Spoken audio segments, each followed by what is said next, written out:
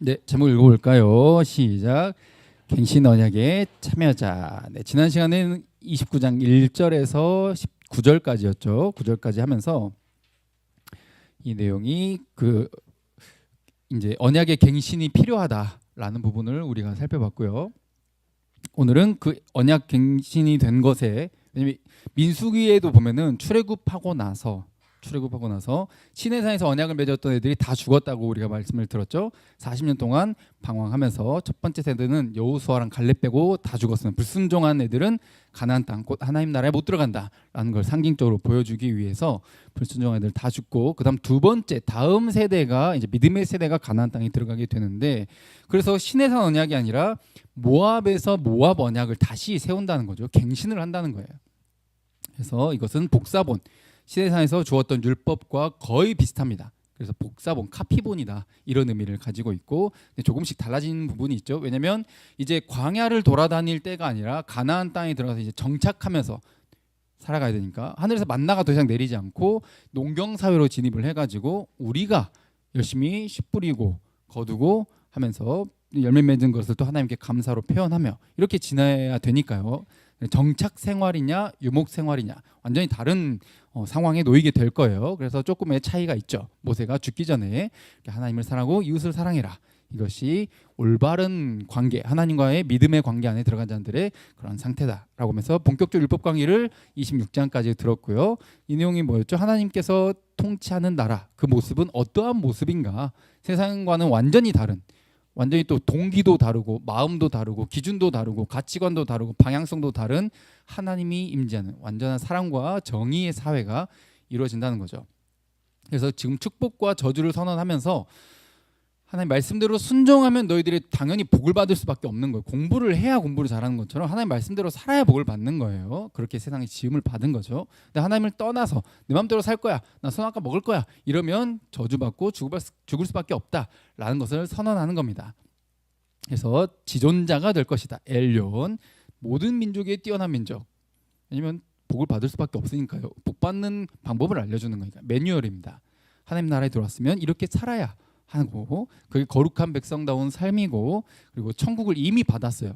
좀 하는 거 봐가지고 가나안 땅에 넣든지 말든지 내가 잘 보겠어, 점수 잘 받아라, 이게 아니라 이미 그냥 은혜로 들어가 버린다는 거죠. 가나안 땅에 잘해서 들어가는 게 아니라 하나님이 선물로 집어넣어 준 거예요. 선물로 집어넣어줘서 그 땅이 들어갔으니까 막 나 이제 여기 들어왔으니까 내 맘대로 살아야지가 아니라 복을 활용하는 매뉴얼인 것이죠. 그래서 기억에 대한 이야기를 지난 시간에 함께 했고, 모압 언약으로서 다시 시내산을 갱신해서 함께 나누고 있다는 겁니다. 지난 시간에 나눴던 것 중에 종주권 계약이라는 거죠. 그래서 이게 형태가 당시에 사람들이 갖고 있었던 계약 형태를 따가지고 하나님이 인간이 받아들일 수 있는 그런, 좀 이해할 수 있는 그런 형태로 좀 설명을 해주고 계신다는 거예요. 그래서 글이나 이런 내용들의 형태가 당시에 인간들이 갖고 있었던 문화를 활용하신 경우가 많았다는 겁니다. 자, 오늘 저기 보면은 부가티라고, 여러분들 뭐 슈퍼카 중에 하나 아시는지 모르겠지만 거기에 이제 회장이 에토레라는 사람의 이름을 따가지고 저 럭셔리한 집을 지어놓고 저게 두바이에 있대요. 두바이에. 그래가지고 엄청난 가격을 매겼다. 그래서 저런 집을 살려면 어때요? 누가 살 수 있어? 저런 집을. 돈이 많아요. 부자야지. 전부 막 이 세상에 뭘 원해? 정말 화려하고 앞에 풀장 있고, 그렇죠? 저렇게 화려하게 풀장이 있고, 풀장만 있는 게 아니에요. 사진은 이제 좀 장수 많아지니까 안 가져왔는데, 앞에 그 골프 황제로 불리는 사람 이름 혹시 아나요? 타이거 우즈라고 있어요. 타이거 우즈가 직접 설계한 그 골프장 필드가 바로 앞에 있어요. 그것까지 포함이에요. 저 집이. 아주 엄청난 가격을 매겼는데, 그래서 뭔가 좀 남들과는 달라, 나는 좀 다르다 라는 걸 이제 확인하고 싶고, 그걸 좀 뽐내고 싶고, 그걸 누리고 싶은 것, 이게 이 세상의 가치라는 거죠. 그래서 좀 특별한 사람이 산다라는 겁니다. 성경에서는 근데 가치 있는 게 뭐냐라고 했을 때 우리 지난 시간에도 계속 강조하죠. 복은 곧 임마누엘이에요. 하나님과 함께하는 게 복이지. 최고의 복, 곧 하나님 나라에 들어가는 것, 영생을 누리는 것, 이 복, 이게 약속인 거고 최고의 복이라는 거죠. 세상은 뭔가 자기가 능력을 갖춰야 그리고 남들과는 다르다는 걸 보여주고 남들 위에 있고 뭔가 나누는 것으로 생각을 하지만 하나님은 전혀 다르게 이야기를 하신다는 거죠. 자, 인도에 가면은 이 카스트 제도가 있어요. 저 수드라 밑에 또 완전히 뭐 아예 불가촉 천민이라는 또 집단도 있어요. 그렇게 나누는데 이게 계급이죠. 계급. 브라만 뭐 성직자를 의미하고 크샤트리아 이제 뭐 왕족이나 귀족들 이렇게 좀 군사 정치 이런 걸로 다스리는 자들이고 그 밑에 바이샤 좀 이제 상인들 일하는 사람 일반 이제 일하는 사람들 평민들 말하고 수드라는 그 밑에 굉장히 천한 일을 하는 사람들. 처음에는 직업으로 이렇게 출발을 했다는데 직업에서 출발을 했는데 결국 어때요? 이게 시간이 흐르다 보니까 예전에는 이제 아버지가 하는 일을 물려받는 일이 대부분이었기 때문에 혈통으로 이어지게 되고 이게 인간의 힘으로는 도저히 벗어날 수 없는 계급 사회를 만들어 버렸다는 거죠. 지금 인도 공식적인 법으로는 이 카스트 제도를 인정하지 않지만 그냥 너무 팽배했기 때문에 법으로 어떻게 할 수 없는 문화가 돼버린 거죠. 국가의 뼛속 뿌리 깊이 박혀버린 그 사회가 돼버렸다는 겁니다. 아무리 노력해도 왜냐하면 태어날 때부터 그렇게 정해져서 태어나니까 그 위의 계급으로 절대 갈 수 없어요. 그럼 내가 아무리 남들과는 달라 뭐 내가 개과 개처에서 용난다 그래가지고 열심히 노력을 해도 절대로 저 인도 사회에서는 아까 같은 그런 럭셔리한 곳에서 절대 살 수 없다는 거죠. 이게 근데 저 외국과 저 역사 속에만 있느냐? 우리나라도 요즘 보면은 이 이거 계급 사회 아닌가? 하는 생각이 들 만큼 여러분들 요즘 그 인권 문제에서 그 학생 인권 조례라고 들어봤을 거예요. 이게 뭐 좋은 겉으로 꾸미기는 좋죠. 학생의 인권을 세워야 된다. 너무 좋지. 근데 그 안에 세부 조항을 따져 보니까 너무 이상한 것들이 많아요. 그래서 학생 인권을 막 치켜 세워주다 보니까 결국 어떻게 돼요? 교사 인권이 저게 이제 한 학생의 그 학부모가 실제 학생 그 교사랑 통화하는데 녹음이 됐고 그렇게 말한 거죠. 교사한테 그러는 거예요. 당신 학벌이 뭐냐고. 어디까지 배웠냐. 난 카이스트 나왔다고. 나 저거 듣고 진짜 귀를 씻어버리고 싶었는데 이미 들어버려가지고 어떻게 할 수가 없네. 근데 또 찾아보니까 알고 봤더니 카이스트가 아니라 한동대 출신이다. 본인이 이렇게 잘못 말했다. 내가 그때 정신 나갔다. 이제 뭐 근데 왜 그렇게 이제 뭐 사실관계를 떠나서 미국에서 뭐 MBA를 하든 뭐 어쩌든 근데 저게 계급이냐고. 그런 학벌이 좋으면은 함부로 해도 돼요? 아니잖아요. 근데 그렇게 생각을 하니까 그리고 사람들이 그렇게 생각을 하니까 어떻게든 좋은 학교 나오려고 그게 내 커리어가 되고 내가 남에게 무시를 받지 않고 내가 남들 위해 선다라고 생각을 하기 때문에 그 눈에 보이지 않는 계급 사회인 거예요. 자유경쟁주의 체제라 해가지고 자본주의라고 해가지고 여러분들 하나님의 나라 외에는 완벽한 체제가 없습니다.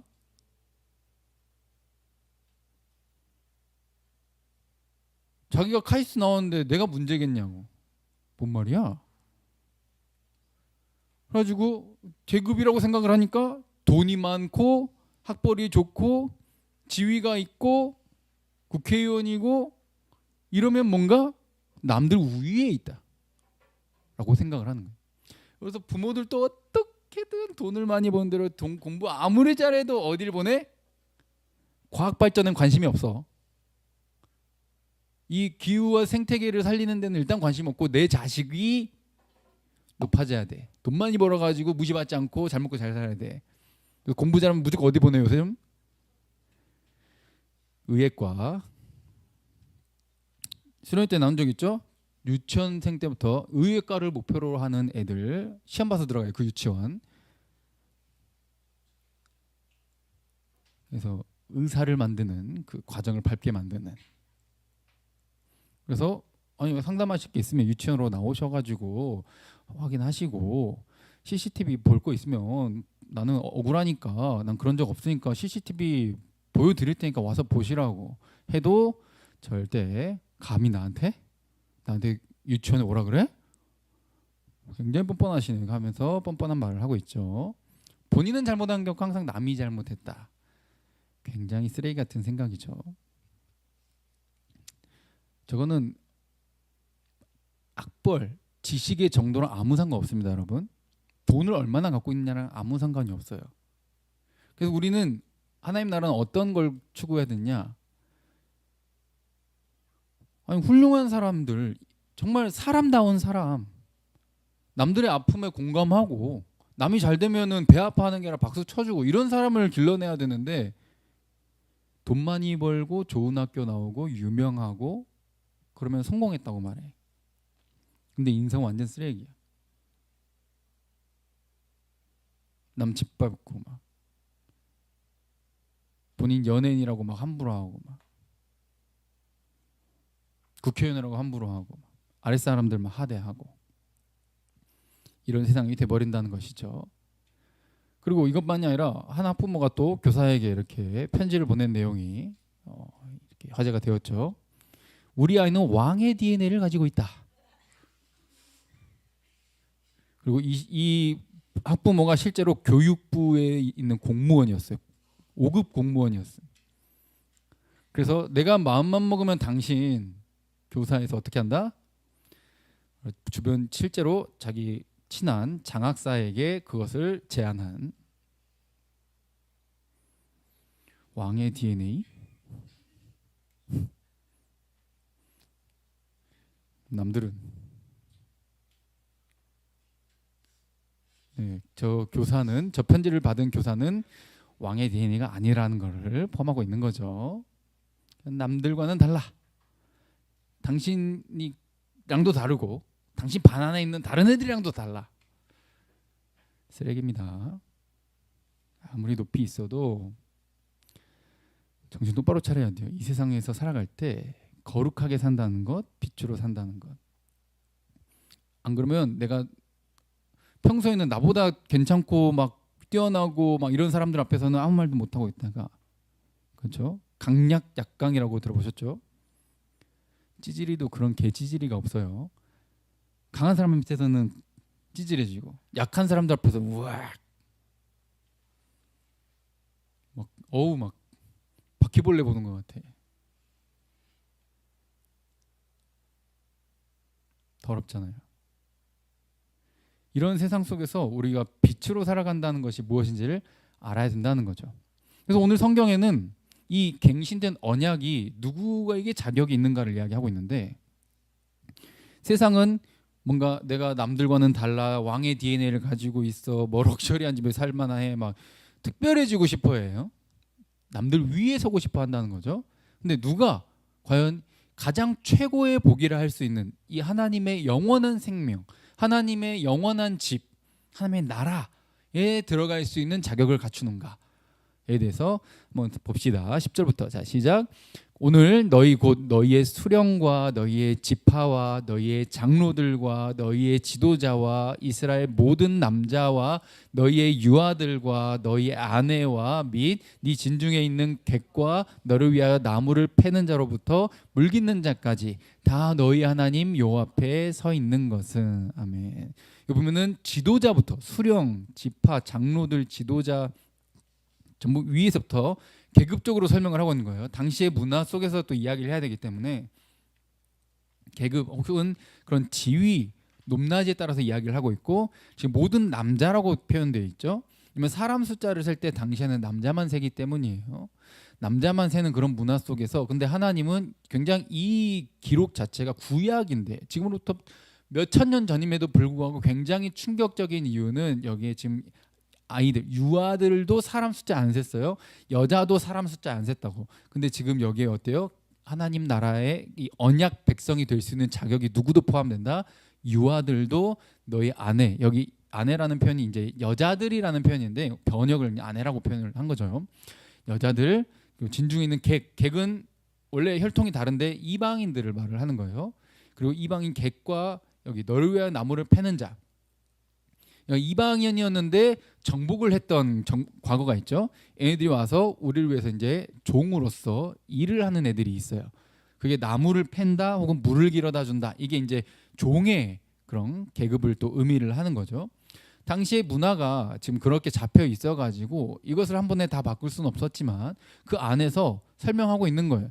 너희는 이런 문화를 거쳐왔고 너희 안에도 심지어 이런 문화가 있지만 하나님의 나라는 그게 하나님 나라에 들어올 수 있는 자격과 전혀 아무 상관없다는 거예요.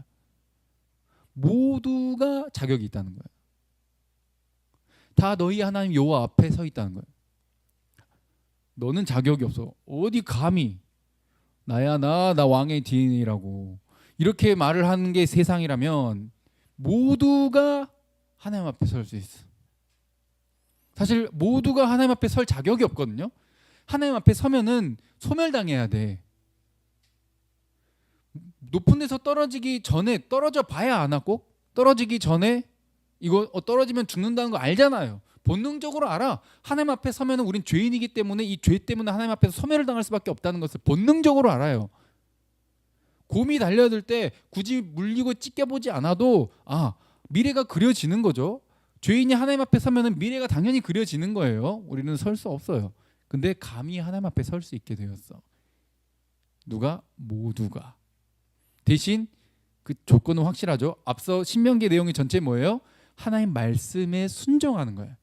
그게 복을 누리는 또 매뉴얼이었죠. 순종하면 삶, 그리고 그렇게 순종하겠다고 하나님과 언약 관계, 계약 관계로 내가 맹세하면 내 하나님만 위해서 살겠다. 하나님 말씀대로만 살겠습니다. 이렇게 하나님을 의지하고 신뢰하고 맹세하면 이 자격을 얻을 수 있다는 거예요. 세상은 계급을 나누고 학벌을 나누고 연봉이 얼마냐 나누고 막 차를 뭐 타냐 이런 걸로 얼마나 너가 팔로우 수가 몇 명이냐 이걸로 나누지만 아무 상관없다는 거예요. 하나님 앞에서는 모두가. 그래서 12절부터 자 시작. 네 하나님 여호와의 언약에 참여하며 또 네 하나님 여호와께서 오늘 네게 하시는 맹세에 참여하여 여호와께서 네게 말씀하신 대로 또 네 조상 아브라함과 이삭과 야곱에게 맹세하신 대로 오늘 너를 세워 자기 백성을 삼으시고 그는 친히 네 하나님이 되시려 함이니라. 아멘. 모두가 하나님 앞에 서서 뭐예요? 언약에 참여한다. 이 언약에 참여한다가 위에 제목 보이시죠? 언약을 자른다라는 그 원어를 직접 번역하면 직역하면 저런 의미예요. 왜냐? 자 오른쪽 그림에 보시면 알겠지만 저희 창세기 15장에 나오는 내용인데 아브라함과 하나님께서 언약을 맺는데 저때 횃불 언약이라고 하는 걸 맺어요. 횃불 언약. 아브라함이 아들이 없잖아. 근데 하나님 자꾸 큰 민족을 이루겠대. 근데 시간이 지나도 아들이 생겨요, 안 생겨요? 안 생기니까 못 믿겠어. 뭐 합니까 지금? 그래서 나는 내 갖고 있는 거 내가 부자지만 아들이 없어가지고 내가 내 종한테 이 엘리에셀이라고 하는 종한테 내가 다 물려줄 겁니다. 굉장히 믿음 없는 소리를 하죠. 믿음의 조상 아브라함 믿음이 좋았다 안 좋았다? 안 좋았어요. 안 좋았어요. 어때요? 우리도 믿음이 좋다 안 좋다? 안 좋아요. 항상 은혜로 하나님이 찾아오셔가지고 그렇게 해주시는 것이지 항상 인간이 뭔가 잘해가지고 하나님이 해준 적이 없다라는 걸 꼭 기억하셔야 돼요. 일방적으로 주시는 거죠. 자, 이 횃불 언약도 일방적 언약이라고 표현을 하는데 당시의 문화 속에서 또 계약을 할 때 언약을 맺을 때 동물을 반으로 갈라요. 자, 동물을 반으로 가르면 피가 엄청 나오겠죠. 가운데 피가 흥건하고 쫙 하고 동물을 반으로 찢어가지고 가운데 길을 내요. 그래서 계약을 맺는 두 대상자가 그 사이를 함께 지나갑니다. 이게 뭘 상징하냐? 그래서 언약을 자르다라는 게 여기서 나왔는데 이 동물이 갈라진 것처럼 만약에 우리가 한 이 조약, 언약을 어기면 어긴 놈은 어떻게 된다? 이 동물처럼 반으로 갈라져 죽을 것이다. 라는 것을 상징하는 그런 언약의 내용인 거죠. 그러니까 하나님께서 인간들이 갖고 있는 그 문화를 차용을 하셔가지고 아브라함이 이해할 수 있게끔 지금 아브라함이 지금 믿음이 흔들리니까 아들이고 자식이고 지금 모르겠으니까 믿음을 주시기 위해 이해되시겠죠? 믿음이 흔들리고 연약한 아브라함한테 오셔가지고 뭐하기 위해 믿음을 성장시키고 믿을 수 있게 해주기 위해서 지금 이 횃불 언약을 보여주셨다는 거예요. 세레머니로 눈에 보이게. 근데 그게 횃불이 지나가는데 원래 언약이 뭐예요? 아브라함과 하나님이 같이 지나가야 되잖아. 그래가지고 둘 중에 하나라도 어기면 이렇게 죽는다라는 의미인데 신기한 게 아브라함은 구경하고 있고 횃불만 지나가. 하나님을 상징하는 횃불만 지나가요. 이게 뭐냐? 하나님은 아는 거예요. 아브라함은 언약을 해도 약속을 해도 지킨다 못 지킨다? 못 지킨다. 못 지킬 걸 알고 있어요. 벌써 지금 몇 번을 말해. 못 믿어요. 시간 속에서 살기 때문에 여러분들 지금 뭐 길게 안 살았잖아요. 저도 길게 안 살았어요. 그냥 뭐 몇십 년 뭐 길어봤자 20년 뭐 40년도 못 살았는데 지금 이거 살 동안 안 보여. 미래가 안 보여. 답답해. 하나님 말씀 못 믿겠어. 하나님 책임진다는 것도 나를 돕겠다는 것도 나를 만들어 가신다는 건 못 믿겠어. 그때 찾아오셔서 또 믿음을 주신다는 거예요. 너는 이씨 확 몇 번 말해야 되냐? 이렇게 말씀하신 적이 없어. 또 말씀해줘. 또 세레모니로 보여줘. 그게 하나님이셨어요. 횃불만 지나가. 내가 할 거야. 네가 하는 게 아니라 누가 한다? 내가 한다. 그래서 12절부터 보세요. 하나님께서 참여하신다. 내가 그 맹세를 할 거고 13절에 하나님께서 말씀하신 대로 그리고 맹세하신 대로 오늘 너를 세우는 것 그리고 너를 내 백성으로 삼는 것 너희를 내 백성으로 삼는 것 전부 누가 한다? 하나님이 한다는 거예요. 성경을 꼭 진짜 잘 보셔야 됩니다. 주권은 하나님께 있습니다. 할렐루야. 인간 자격이 있어서 하는 거 아니에요. 그리고 친히 너의 하나님이 돼주겠다는 거예요. 네가 예뻐서 돼주는 게 아니라 하나님이 약속을 일방적으로 아브라함에게 횃불만 지나가면서 내가 그렇게 하고야 말겠다라고 보여준 것처럼 하나님이 그렇게 하고야 말겠다는 거죠. 우리는 매일 넘어지고 또 자빠지고 또 죄짓고 또 원망하고 또 못 믿고 흔들리고 감사보단 불평하고 근데 하나님이 버리지 않아. 또 보여줘. 그래서 이 언약이 모두에게 해당되고 이 모두가 그 언약을 선물로 받는데 그리고 그 자리에 지금 모압 언약이잖아요. 시내산의 언약이 아니라 모압에 모여가지고 갱신된 언약을 듣고 있는데 이 언약이 언제까지 유효하냐? 이 지속성이 언제까지 갈 수 있느냐? 이렇게 말씀하셔요. 자, 14절부터 읽어볼까요? 시작. 내가 이 언약과 맹세를 너희에게만 세우는 것이 아니라 오늘 우리 하나님 여호와 앞에서 우리와 함께 여기 서 있는 자와 오늘 우리와 함께 여기 있지 아니한 자에게까지이니. 아멘. 여기 있지 않는 자에게까지 해당된다는 거예요. 이건 시내산 언약, 출애굽기 19장부터 쭉 나오는 그 시내산 언약과는 다른 추가된 부분이에요. 아까 분명히 복사본이라 그랬죠. 신명기가. 근데 이거는 추가가 됐어. 시내산 언약에서는 이 내용이 없어요. 그런데 갱신된 언약에는 이게 포함되어 있어. 왜? 이미 첫 번째 실패를 경험했잖아. 아무리 말해도 애들이 해요 못해요? 못해요. 그리고 이 언약이 너희에게만 해당되는 게 아니라 아직 여기 없는 앞으로 태어날 너의 후손들에게까지 모두 포함돼. 그리고 심지어 어때요? 이게 신약까지 가면 모든 민족에게까지 해당되는 거예요. 단 하나님과 언약을 충성을 맹세한 자들에게는 계급과 뭐 외모 어떤 조건도 아무 상관없이 그 하나님을 신뢰하고 의지하고 이 맹세만 한다면 모두가 이 혜택을 받아 누리게 된다는 거죠. 그것도 영원히. 아까 나눴던 그 아브라함에게 주었던 게 이삭, 야곱, 그렇죠? 이렇게 쭉 흘러가가지고 결국 이스라엘 백성들이 시내산에서 맺었던 것이 이제는 첫 번째 세대는 광야 40년 돌면서 다 죽고 모압에 모여가지고 모압 평지에 모여가지고 여기서 지금 모압 언약을 하면서 이야기를 듣고 있고 이게 미래 후에 태어날 너의 자손들과 그리고 여기에 지금 없지만 모든 세상에 퍼져 있는 그 민족들에게까지 다 해당되게 하겠다는 거죠.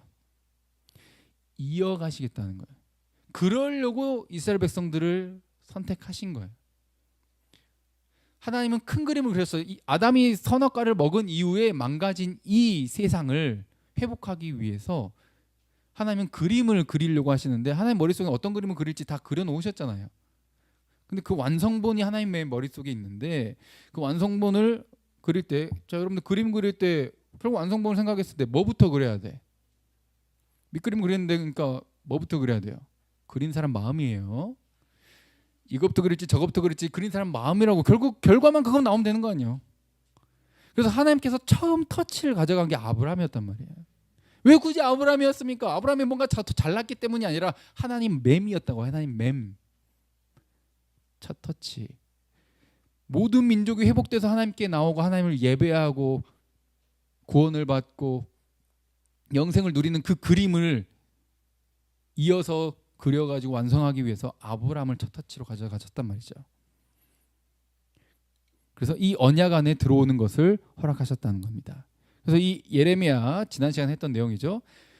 이스라엘 백성들이 아무리 언약을 맺어도 지킨다 못 지킨다? 못 지켰어요. 언약을 깨뜨렸어요. 결혼식에 비유하면 바람을 오지게 폈어요. 한두 번이 아니라 계속 펴댄 거죠. 그리고 바람을 계속 피고 싶어 했어요.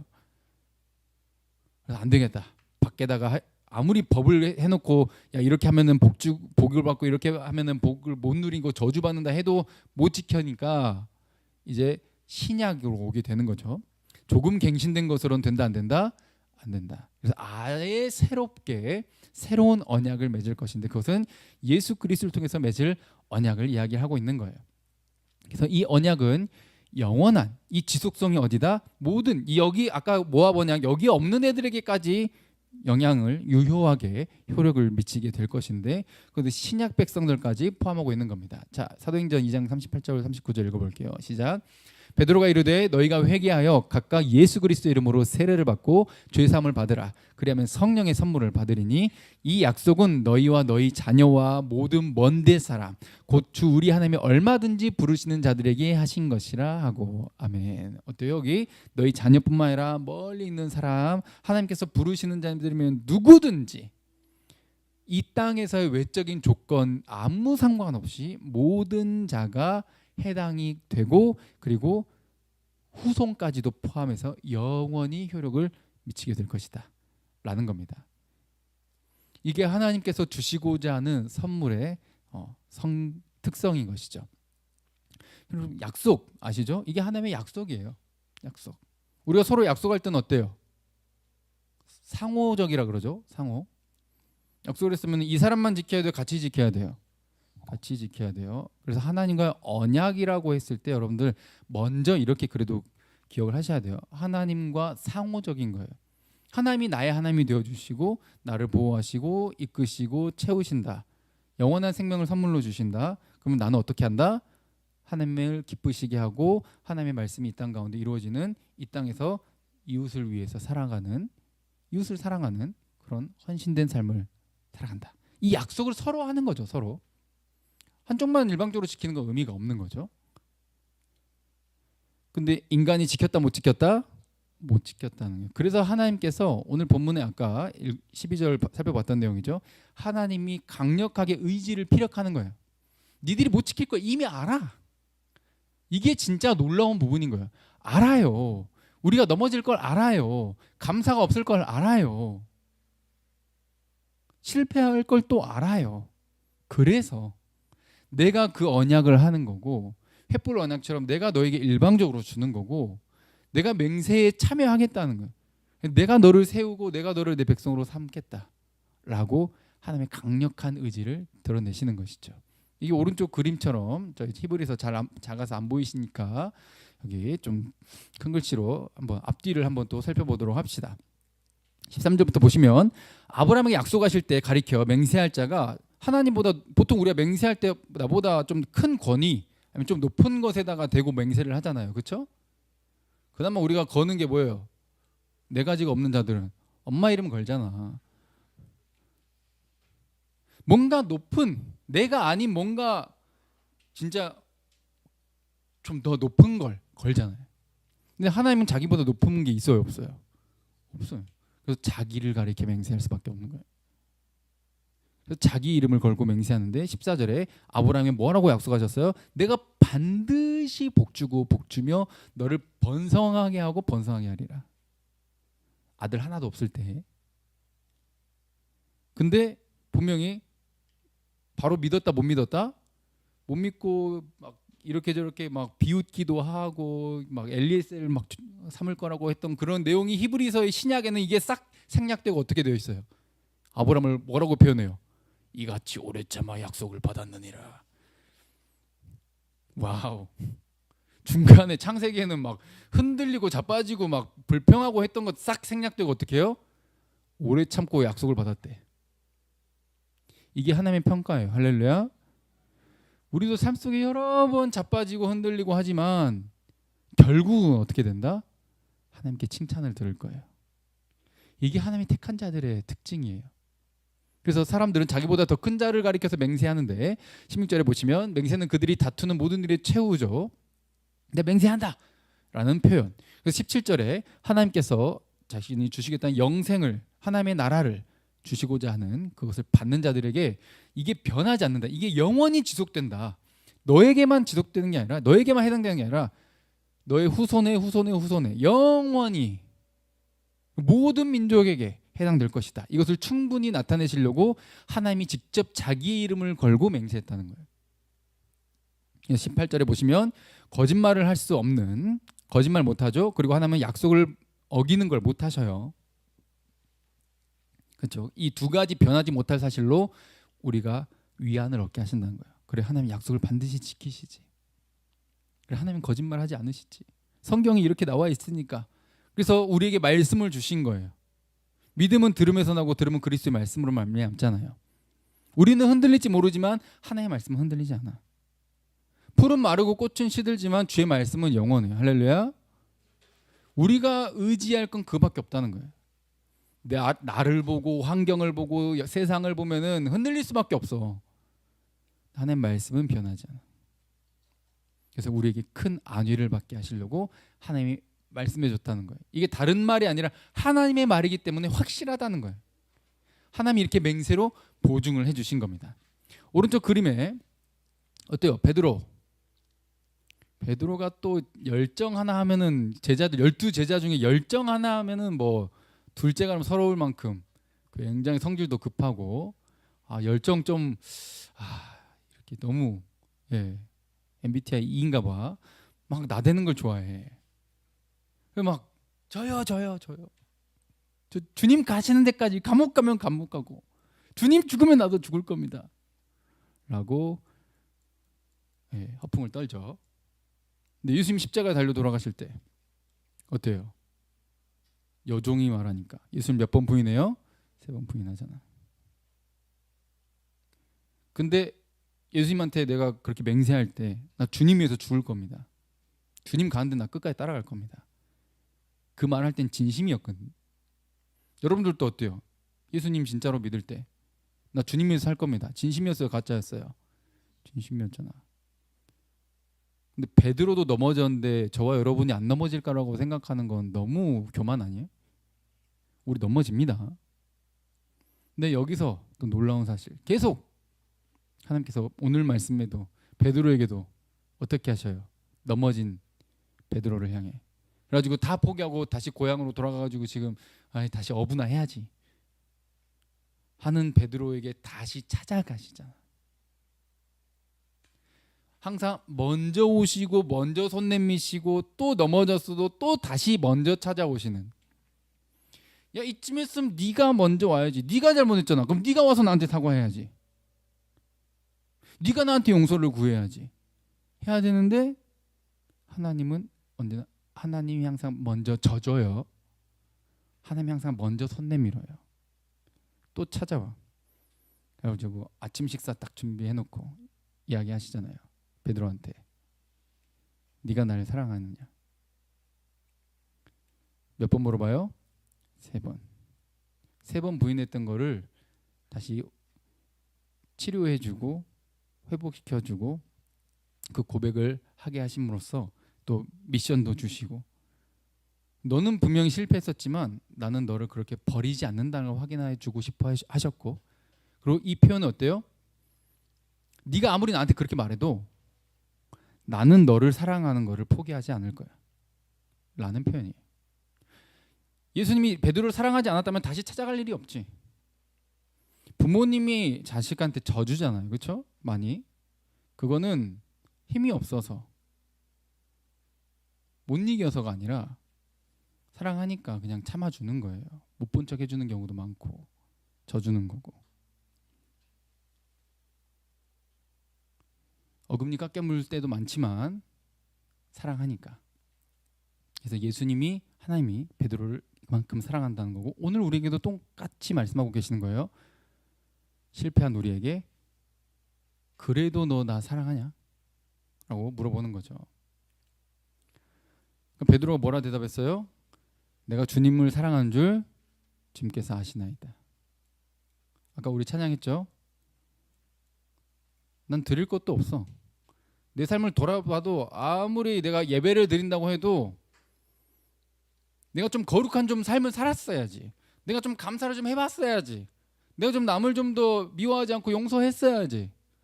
내가 세상에 흔들리지 않고 좀 거룩하게 살아봤어야지.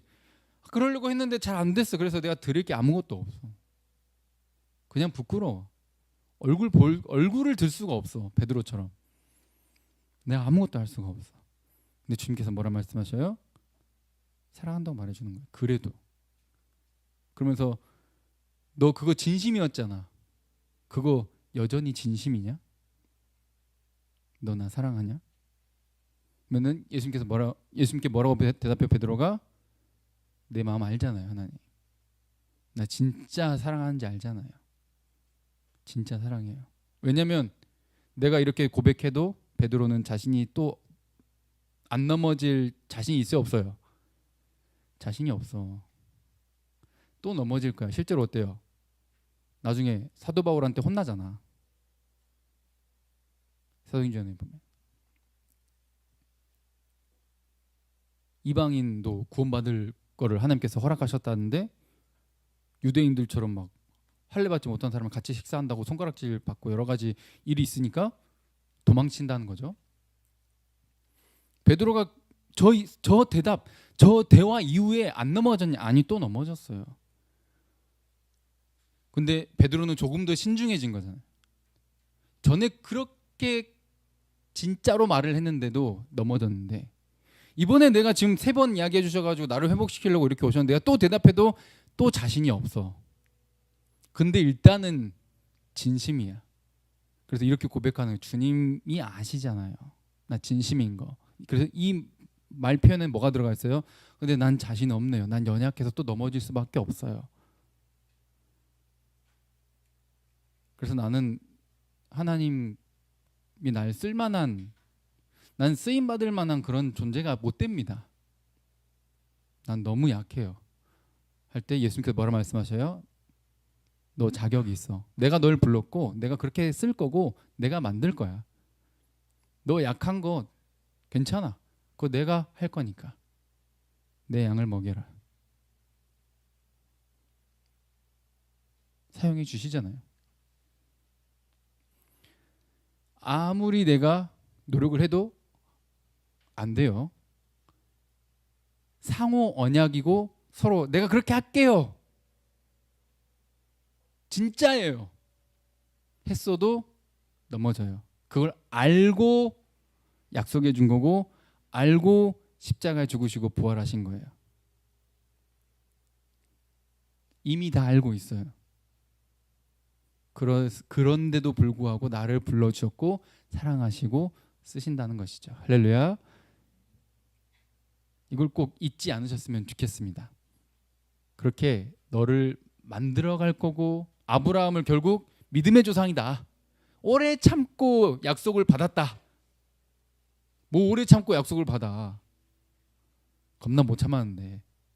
근데 하나님이 그렇게 하겠다는 의미였고 하나님이 그렇게 하셨고 하나님이 했는데도 불구하고 아브라함을 잘했다라고 칭찬하잖아요. 우리도 마찬가지예요. 부족할지라도 정말 진심으로 하나님을 의지하고 신뢰하고 최선을 다해서 하다 보면 부족해도 괜찮습니다. 그 순간 하나님이 함께하고 계시고 여러분들을 만들어가고 계시는 중이라는 거예요. 너무 급하게 생각하지 마세요. 반드시 이룰 겁니다. 이게 하나님의 의지예요. 하나님은 약속한 건 반드시 지켜요. 하나님 마음 먹은 걸 하고야 말아요. 그래서 그분을 믿을 수 있는 거예요. 나도 나를 못 믿겠지만 하나님만큼은 그분의 말씀만큼은 변하지 않는 확실성이 있다는 것이죠. 그리고 이것은 어때요? 오늘 표현에 이 약속은 당시에만 해당되는 것이 아니라 이렇게 표현됐잖아요. 아까 위에 여기 보시면 하나님께서 너를 그렇게 세워서 내 백성을 삼고야 말겠다. 잘난 거 없지만 지금 다 잘하는 것도 아니지만 또 앞으로 미래가 심히 걱정되는 것들이지만 오늘이라고 밑에 보이시죠? 오늘이라는 표현을 써. 이게 항상 오늘이라는 거예요. 투데이라는 거예요.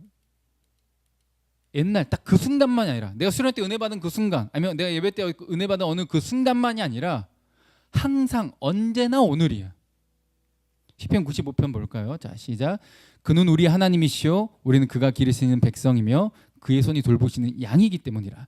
너희가 오늘 그의 음성을 듣거든 너희는 무리바에서와 같이 또 광야의 마사에서 지냈던 날과 같이 너희 마음을 완악하게 하지 말지어다. 그때 너희 조상들이 내가 행한 일을 보고서도 나를 시험하고 조사하였도다. 내가 40년 동안 그 세대로 말미암아 근심하여 이르기를 그들은 마음이 미혹된 백성이라 내 길을 알지 못한다 하였도다. 그러므로 내가 노하여 맹세하기를 그들은 내 안식에 들어오지 못하리라 하였도다. 아멘. 40년 동안 뺑뺑이 돌고 결국 하나님 그 약속의 땅에 가나안 땅에 못 들어간 이유가 뭐예요? 마음이 하나님을 향하지 못했어. 진실되지 못했고 하나님보다 다른 것에 더 다른 방향성을 추구하고 바라봤다는 거예요. 그런데 하나님은 여전히 오늘 우리에게 말씀하시고 오늘 우리가 듣게 하신다는 거예요. 왜냐하면 7절에 그렇게 돼 있죠. 우리는 그가 기르시는 백성 돌보시는 양이기 때문에. 하나님이 이미 한번 택해버렸기 때문에 베드로에게 택했기 때문에 또 찾아가시잖아요. 또 말 거시잖아요. 용서하시잖아요. 회복시키잖아요. 앞으로 또 넘어질 걸 알지만 미션 주시잖아요. 그래서 오늘을 살아내는 거예요. 오늘을 믿음으로 오늘 또 말씀 앞에 오늘 또 주님과 기도하며 그분의 뜻대로 순종하려고 최선을 다하는 거예요. 또 넘어졌어요. 또 실패했어요. 포기하지 않는 거예요. 좀 안 됐다고 포기할까요? 뭐 안 되니까 그냥 죽어버릴 거냐고. 아니에요. 하나님은 그러려고 우리를 부르신 게 아니에요. 언제나 오늘이라고 이야기하면서 오늘 또 사랑한다고 이야기해 주시고 오늘 또 찾아오셔서 말씀하시고 오늘 또 말씀을 볼 때마다 오늘 여전히 너를 붙잡고 계신다라고 내가 여전히 너를 손으로 돌보고 넌 내가 돌보는 양이라고 이야기하고 내가 기르고 택한 백성이라고 이야기해. 어떤 것보다도 가치 있는 내 목숨 걸고 구하고 싶은 이미 내 목숨을 던진 걸로 증명한 사랑하는 내 아들 딸이라고 이야기하고 있는 거예요. 오늘을 살아내시길 주님의 이름으로 축복드립니다. 미래만 내일만 보지 마세요. 오늘이 쌓여야 내일이 되는 거예요. 그리고 과거에 얽매이지 마세요. 지나간 건 어쩔 수 없어. 오늘을 사세요. 오늘 또 회개하고 오늘 다시 주님 앞에 엎드리세요. 오늘 예배의 삶을 사세요. 하나님이 원하신 건 그거예요. 아브라함도 원망했고 불평했고 흔들렸고 넘어졌고 베드로도 부인했고 했지만 다시 오늘 저를 통해 이 시간을 통해 여러분은 또 말씀하시는 거잖아요. 다시 내게로 와. 포기하지 마. 내가 널 붙잡을 거야. 나는 그런 약속을 했고 그게 내 마음의 의지야. 내가 너를 그렇게 만들고야 말겠어. 내가 너를 쓰고야 말겠어. 그 음성을 듣거든 마음을 완악하게 하지 말고 그분의 말씀 앞에 엎드리시길 바랍니다. 주님의 다시 오심도 구약부터 신약 이 백성도 교회가 딱 출현하고 나서부터 언제요? 주님이 언제 오실까? 항상 뭐라고 생각했어요? 2000년 전에도 곧 오신다는 곧. 지금도 어떻게 생각해야 돼? 곧 오신다고 생각을 해야 돼요. 언제 올 줄 알고 일단 좀 내 욕심 좀 채우고 맘대로 살다가 일단은 내일은 아닌 것 같아요. 그러니까 오늘은 좀 풀어질 때도 있어야지. 이렇게 생각하는 게 아니라 언제 올지 몰라. 지금 당장 올지 몰라. 지금 예수님 오시는데 죄 짓다가 만나면 얼마나 민망하겠어. 그래서 항상 주님 앞에 있다라고 생각하기 때문에 주님이 기뻐하는 삶을 살기 위해서 넘어져도 또 일어나 또 시도하는 오늘을 살아내는 삶을 사는 게 교회라는 거죠. 바로 이 교회 공동체가 아까 대상이 누구였어요? 계약 대상자가 모든 사람에게 그리고 영원히 지속될 수 있는 그 효력이 오늘을 살아가고 오늘 주님을 붙잡는 그 사람들에게 여전히 해당되게 하신다는 것이죠. 그게 대표로 구약에는 이 모압에 모인 사람들과 맺었고 신약에서는 예수 그리스도의 제자들과 언약을 맺으셨고 그게 여전히 오늘 살아가는 우리에게 유효하게 작용된다는 겁니다. 그 당시만이 아니라 거기에 있었던 사람만이 아니라 오늘 말씀에도 거기에 있지 않았던 자들에게까지 유효하다라고 오늘 말씀 봤죠? 영원히 오늘인 거예요. 영원히 오늘을 살아내서 주님 다시 오실 때 기쁨으로 맞이하는 복된 하나님의 사람들 되기를 주님으로 축복드립니다. 함께 찬양하고 기도합시다.